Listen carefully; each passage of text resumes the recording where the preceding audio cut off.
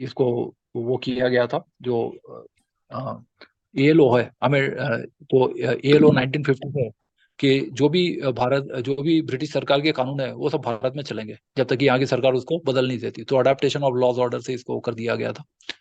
तो इसलिए वो परमानेंट टाइप का हो गया ordinance. Power to make rules, the central government may by notification in the official gazette make rules for carrying out the provisions of this act. अब rule making power जो है ये 29A में central government को दिया गया है। In particular and without prejudice to the generality of the foregoing power, such rules may provide for all or any of the following matters। अब रूल्स किस बारे में बनाए जाएंगे? तो रूल मेकिंग पावर ये है कि सेक्शन 9 में बना सकते हैं। So guidelines which can be put in place by commercial organisation under section 9। तो कमर्शियल ऑर्गेनाइजेशन के लिए सेंट्रल गवर्नमेंट बनाएगी।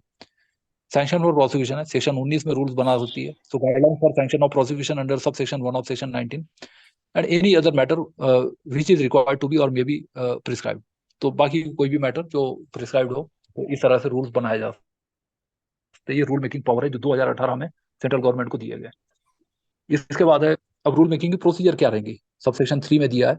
सो every rule made under this act, ये वही स्टैंडर्ड प्रोसीजर है जो होता है कि पार्लियामेंट के हाउस में उसको लिए करना पड़ता है, पार्लियामेंट उसको मंजूर करती है। So every rule made under this act shall be laid as soon as may be after it is made before each house of parliament while it is in session for a total period of 30 days which may be comprised in one session or in two or more successive sessions, and if before the expiry of the session immediately following the session or the sessions aforesaid both houses agree in making any modification in the rule or both the houses agree that the rule should not be made, the rule shall therefore have effect only in such modified form or be of no effect as the case may be. So however that any such modification or annulment shall be made without prejudice to the validity of anything previously done under that rule।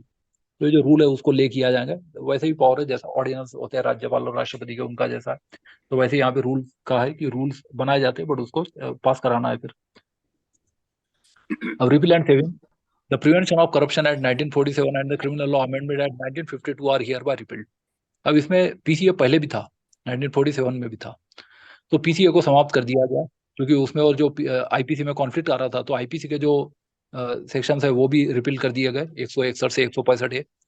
और ये criminal law amendment act 1952 है, इसको भी repeal कर दिया क्योंकि वो सब चीजें इसमें आ गई इस एक्ट में। And not withstanding such repeal, अब सेविंग क्लॉज है कि रिपील तो कर दिया लेकिन जो कोर्ट में केसेस है पेंडिंग उनका क्या होगा। तो ये इससे पता चलता है सेविंग क्लॉज से कि notwithstanding such repeal but without prejudice to the application of section 6 of the general clauses act 1897 anything done or any action taken or purported to have been done or taken under or in pursuance of the acts for repeal shall insofar as it is not inconsistent with the provisions of the act deemed to have been under or in pursuance of the corresponding provision of this act।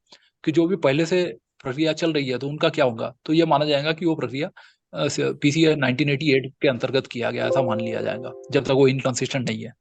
तो ये general clauses act का जो section 6 है वो यहाँ पे लागू होता है। तो ये सेक्शन 30 है। और इसके बाद